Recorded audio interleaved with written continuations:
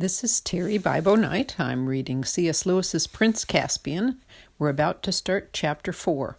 The Dwarf Tells of Prince Caspian.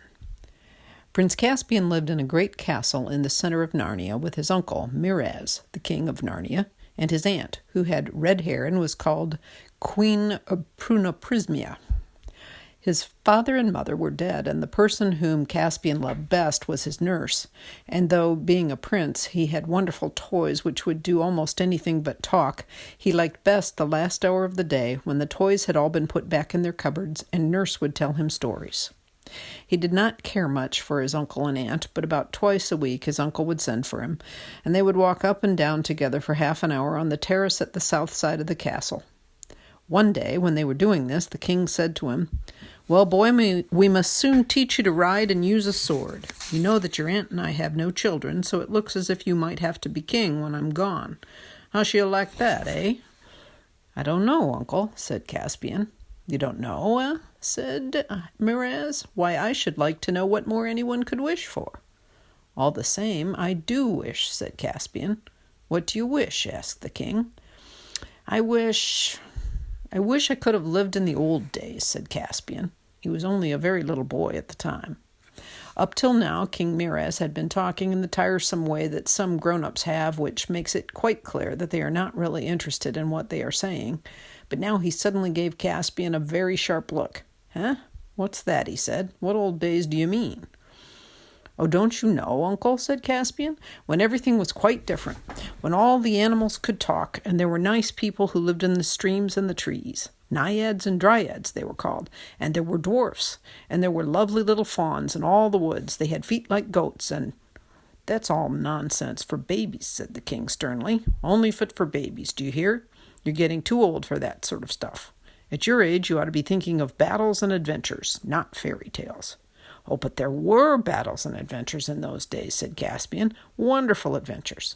Once there was a white witch, and she made herself queen of the whole country, and she made it so that it was always winter, and then 2 boys and 2 girls came from somewhere, and so they killed the witch, and they were made kings and queens of Narnia, and their names were Peter and Susan and Edmund and Lucy, and so they reigned for ever so long, and everyone had a lovely time, and it was all because of Aslan." "Who's he?" said Miraz, and if Caspian had been a very little older, the tone of his uncle's voice would have warned him that it would be wiser to shut up. But he babbled on. "Oh, don't you know?" he said. "Aslan is the great lion who comes from over the sea." "Who has been telling you all this nonsense?" said the king in a voice of thunder. Caspian was frightened and said nothing. "Your Royal Highness," said King Miraz, letting go of Caspian's hand, which he had been holding till now, "I insist upon being answered. Look me in the face. Who has been telling you this pack of lies?" "Nurse," faltered Caspian, and burst into tears. "Stop that noise," said his uncle, taking Caspian by the shoulders and giving him a shake. "Stop it, and never let me catch you talking, or thinking even, about all those silly stories again. There never were those kings and queens. How could there be 2 kings at the same time? And there's no such person as Aslan. And there are no such things as lions. And there never was a time when animals could talk. Do you hear?" "Yes, uncle," sobbed Caspian. "Then let's have no more of it," said the king. Then he called to one of the gentlemen in waiting, who were standing at the far end of the terrace, and said in a cold voice, "Conduct His Royal Highness to his apartments, and send His Royal Highness's nurse to me at once." The next day, Caspian found what a terrible thing he had done, for nurse had been sent away without even being allowed to say goodbye to him, and he was told he was to have a tutor. Caspian missed his nurse very much and shed many tears, and because he was so miserable, he thought about the old stories of Narnia far more than before. He dreamed of dwarfs and dryads every night, and tried very hard to make the dogs and cats in the castle talk to him. But the dogs only wagged their tails, and the cats only purred. Caspian felt sure that he would hate the new tutor, but when the new tutor arrived about a week later, he turned out to be the sort of person it is almost impossible not to like. He was the smallest, and also the fattest, man Caspian had ever seen. He had a long, silvery, pointed beard which came down to his waist, and his face, which was brown and covered with wrinkles, looked very wise, very ugly, and very kind. His voice was grave, and his eyes were merry, so that until you got to know him really well, it was hard to know when he was joking and when he was serious. His name was Dr. Cornelius. Of all the lessons with Dr. Cornelius, the one Caspian liked best was history. Up till now, except for nurses' stories, he had known nothing about the history of Narnia, and he was very surprised to learn that the royal family were newcomers in the country. "It was your Highness's ancestor, Caspian the First," said Dr. Cornelius, "who first conquered Narnia and made it his kingdom. It was he who brought all your nation into the country. You are not native Narnians at all. You are all Telmarines. That is, you all came from the land of Telmar, far beyond the western mountains.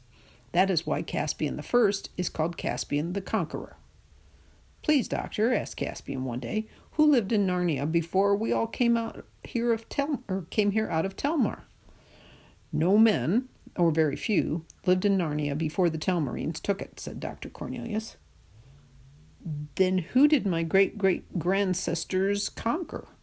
"Whom, not who, your Highness," said Dr. Cornelius. "Perhaps it is time to turn from history to grammar." "Oh, please, not yet," said Caspian. "I mean, wasn't there a battle? Why is he called Caspian the Conqueror if there was nobody here to fight with him?" "I said there were very few men in Narnia," said the doctor, looking at the little boy very strangely through his great spectacles.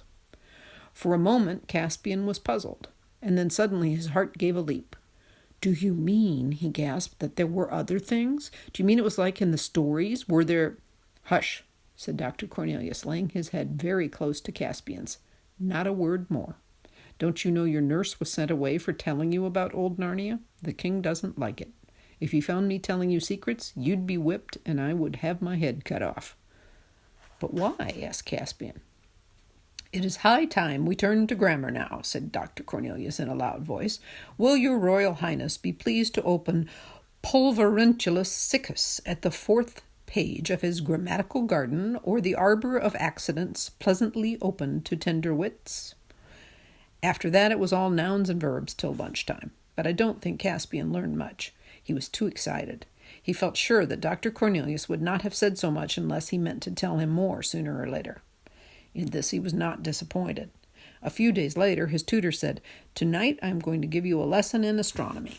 At dead of night, 2 noble planets, Tarva and Alambel, will pass within 1 degree of each other. Such a conjunction has not occurred for 200 years, and your Highness will not live to see it again. It will be best if you go to bed a little earlier than usual. When the time of the conjunction draws near, I will come and wake you." This didn't seem to have anything to do with old Narnia, which was what Caspian really wanted to hear about, but getting up in the middle of the night is always interesting, and he was moderately pleased. When he went to bed that night, he thought at first that he would not be able to sleep, but he soon dropped off, and it seemed only a few minutes before he felt someone gently shaking him. He sat up in bed and saw that the room was full of moonlight. Dr. Cornelius, muffled in a hooded robe and holding a small lamp in his hand, stood by the bedside. Caspian remembered at once what they were going to do. He got up and put on some clothes. Although it was a summer night, he felt colder than he had expected and was quite glad when the doctor wrapped him in a robe like his own and gave him a pair of warm, soft buskins for his feet. A moment later, both muffled so that they could hardly be seen in the dark corridors, and both shod so that they made almost no noise, master and pupil left the room. Caspian followed the doctor through many passages and up several staircases, and at last through a little door in a turret, and they came out upon the leads. On one side were the battlements, on the other a steep roof. Below them, all shadowy and shimmery, the castle gardens. Above them, stars and moon. Presently they came to another door, which led into the great central tower of the whole castle. Dr. Cornelius unlocked it, and they began to climb the dark winding stair of the tower. Caspian was becoming excited. He had never been allowed up this stair before. It was long and steep, but when they came out on the roof of the tower, and Caspian had got his breath, he felt that it had been well worth it. Away on his right he could see, rather indistinctly, the western mountains. On his left was the gleam of the great river, and everything was so quiet that he could hear the sound of the waterfall at Beaver's Dam a mile away. There was no difficulty in picking out the 2 stars they had come to see. They hung rather low in the southern sky, almost as bright as 2 little moons and very close together. "Are they going to have a collision?" he asked in an awestruck voice. "Nay, dear prince," said the doctor, and he too spoke in a whisper. "The great lords of the upper sky know the steps of their dance too well for that. Look well upon them." Their meeting is fortunate and means some great good for the sad realm of Narnia. Tarva, the Lord of Victory, salutes Alambel, the Lady of Peace. They are just coming to their nearest. It's a pity that tree gets in the way, said Caspian. We'd really see better from the west tower, though it is not so high. Dr. Cornelius said nothing for about 2 minutes, but stood still with his eyes fixed on Tarva and Alambel. Then he drew a deep breath and turned to Caspian. There, he said, you have seen what no man now alive has seen, nor will see again. And you are right. We should have seen it even better from the smaller tower. I brought you here for another reason. Caspian looked up at him, but the doctor's hood concealed most of his face. The virtue of this tower, said Dr. Cornelius, is that we have 6 empty rooms beneath us and a long stair, and the door at the bottom of the stair is locked.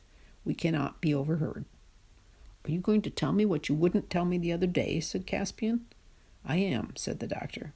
But remember, you and I must never talk about these things except here, on the very top of the great tower. No. That's a promise, said Caspian. But do go on, please. Listen, said the doctor. All you have heard about old Narnia is true. It is not the land of men. It is the country of Aslan, the king of the waking trees and visible naiads, of fauns and satyrs, of dwarfs and giants, of the gods and the centaurs, of talking beasts. It was against these that the first Caspian fought. It is you Telmarines who silenced the beast and the trees and the fountains, and who killed and drove away the dwarfs and the fauns, and are now trying to cover up even the memory of them. The king does not allow them to be spoken of. Oh, I do wish we hadn't, said Caspian, and I am glad it was all true, even if it is all over. Many of your race wish that in secret, said Dr. Cornelius. But doctor, said Caspian, why do you say my race? After all, I suppose you're a Telmarine too. Am I?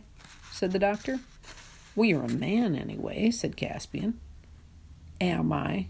Repeated the doctor in a deeper voice, at the same moment throwing back his hood so that Caspian could see his face clearly in the moonlight. All at once Caspian realized the truth, and felt that he ought to have realized it long before. Dr. Cornelius was so small and so fat and had such a very long beard. 2 thoughts came into his head at the same moment. One was a thought of terror. He's not a real man, not a man at all. He's a dwarf, and he's brought me up here to kill me. The other was sheer delight. There are real dwarfs still, and I've seen one at last. So you've guessed it in the end, said Dr. Cornelius, or guessed it nearly right. I'm not a pure dwarf. I have human blood in me too. Many dwarfs escaped in the great battles and lived on, shaving their beards and wearing high-heeled shoes and pretending to be men. They have mixed with your Telmarines. I am one of those, only a half-dwarf, and if any of my kindred, the true dwarfs, are still alive anywhere in the world, doubtless they would despise me and call me a traitor. But never in all these years have we forgotten our own people and all the other happy creatures of Narnia and the long-lost days of freedom. I'm sorry, Doctor, said Caspian. It wasn't my fault, you know. I'm not saying these things in blame of you, dear Prince, answered the doctor. You may well ask why I say them at all. But I have 2 reasons. Firstly, because my old heart has carried these secret memories so long that it aches with them, and I would burst if I did not whisper them to you. But secondly, for this, that when you become king, you may help us, for I know that you also, Telmarine though you are, love the old things. I do, said Caspian, but how can I help? You can be kind to the poor remnants of the dwarf people like myself. You can gather learned magicians and try to find a way of awaking the trees once more. You can search through all the nooks and wild places of the land to see if any fauns or talking beasts or dwarfs are perhaps still alive and hiding. Do you think there are any? Asked Caspian eagerly. I don't know. I don't know, said the doctor with a deep sigh. Sometimes I'm afraid there can't be.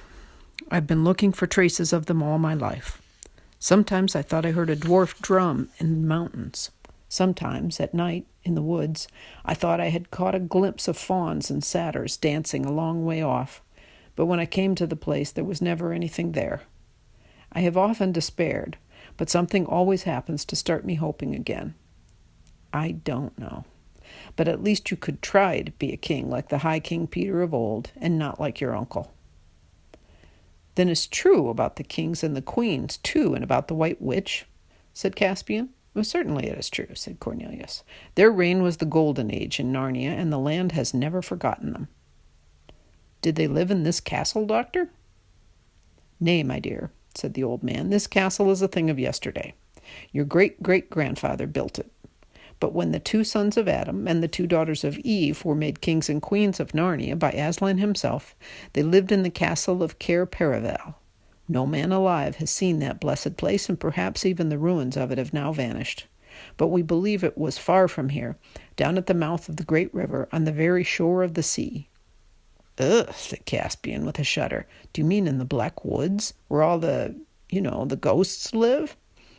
Your Highness speaks as you've been taught, said the doctor, but it is all lies. There are no ghosts there. That is a story invented by the Telmarines. Your kings are in deadly fear of the sea because they can never quite forget that in all stories Aslan comes from over the sea. They don't want to go near it, and they don't want anyone else to go near it. So they have let great woods grow up to cut their people off from the coast. But because they've quarreled with the trees, they are afraid of the woods. And because they are afraid of the woods, they imagine that they are full of ghosts.